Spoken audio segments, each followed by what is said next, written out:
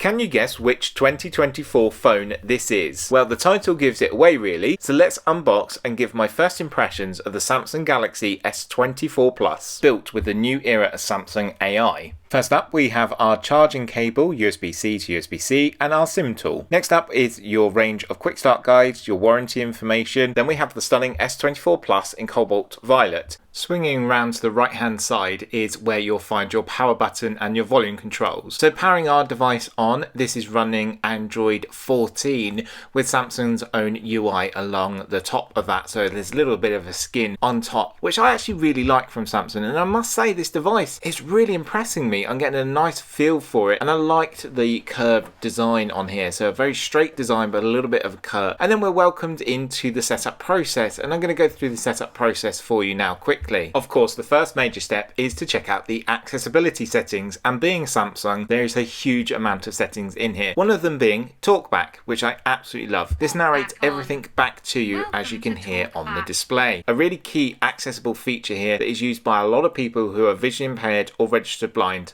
like myself. Within the accessible settings, you're able to change the way your display looks. Quickly just select one of these options and hit apply, and as you'll notice with one of the options, the text size actually changes as well automatically and becomes a little bit bolder. I'm going to set it to default for the process, but as you can see, there's a wide range of options inside here to help. One of them being font size. Again, that's really helpful to me being visually impaired. There's so many settings and options inside here, and even the option of one hand UI, so you can drag it all the way down and use. But let's tap start and get into the setup process. So first up is selecting your region and your language. So English, United Kingdom, next. Then for your own review, so you need to just check these terms and conditions. I'm going to say next and continue. Then you have the option of easy setup with another device. I'm actually going to set up as a new device because I want to set it up fresh and new. It will check for your Wi-Fi connection. So simply find your Wi-Fi connection here and enter its password. And you see the keyboard for the first time.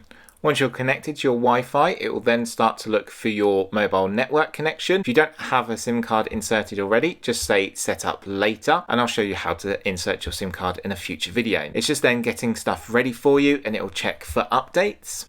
You then have the option to copy apps and data over if you want to. Tap next and select the device you want to copy over. If you don't want to, you could go back and then say don't copy. Next, you are required to sign into your Google account. So if you don't have a Google account, you can create a Gmail account. Simply just either log in. If you've forgotten your password, you can reset your password, or you can even create an account. You'll need this to use all of Google's services. Once you're logged into your Google account, it will ask you, are you setting up for yourself or a child or someone else? I'm going to be setting up for myself. So tap next. Then you have Google's terms and conditions that you need to agree to, and it's just going to do a little bit of an update in the background, just checking that everything is okay. You need to go through these and agree which Google service you want to use. I use all of them, but sometimes maybe switch off backup. We're going to tap next, and then it's going to ask you to choose your default browser, and it gives you the options what it looks like, but I'm going to choose Chrome. Next up is protecting your device, and it's really key that we do this. So you've got face recognition, fingerprint, PIN, password, or pattern. I'm going to choose fingerprint, and it's built into the display. It's actually under your display, which is really helpful. And what you'll need to do is select an option of a backup. I'm going to use a PIN.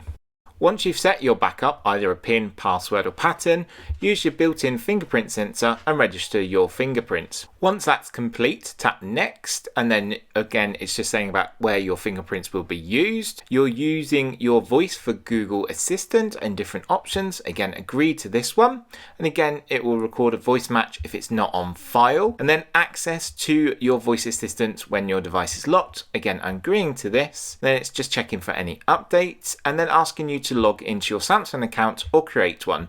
Then we have about advanced intelligence, which is the new AI systems that Samsung have enveloped into their new devices. So more about that later on in a review. You've got your Samsung wallet and about adding cards and services to your wallet. I'll set this up a little bit later. So I'm just going to tap next. Then you have Samsung services. Again, just agree to this. And then you can choose the way your display looks, either dark or light. And then it just does some final setups, and then you're ready to go. It's complete. So let's discover more about our brand new S24 S24 Plus. And I love this violet colour, looks amazing. Apart from the colour, what else do you get? So it's 256GB of storage, this model is, or you can get 512GB of storage, 12GB of RAM, running Android 14, Samsung's latest processor, which is 10 cores with different speeds. It has a whopping 4,900 mAh battery with 45W fast charging and Qi wireless charging. And when you look at your display, which looks absolutely chef's kiss from Samsung, it's a 6.7-inch Super AMOLED display with a resolution of 3120 by 1440, which gives you an FHD plus resolution. And it's protected Corning Gorilla Glass 8 and IP68 water and dust resistance. Turning to the rear of our device and checking out those cameras, again, I'll be bringing even more information in my review, but you have a triple rear camera setup here of 50 megapixel, 10 megapixel and 12 megapixel. And on the front facing camera, you have another 12 megapixel camera, and you are able to record video in 8K, which is simply amazing, but it is only at 24 frames. If you want to pop all the way up to 60 frames per second, you need to use the 4K option. And of course, it's a 5G device, thanks to the lovely team at Vodafone who sent this over. After all that, I don't really have much time left, so make sure to check out my full review, which I'll leave a link in the video description when I've published it. If you have any questions or queries, please make sure to leave a comment below. Make sure to check out the video description for Vodafone UK, where there will be a link to all of their latest offers and devices.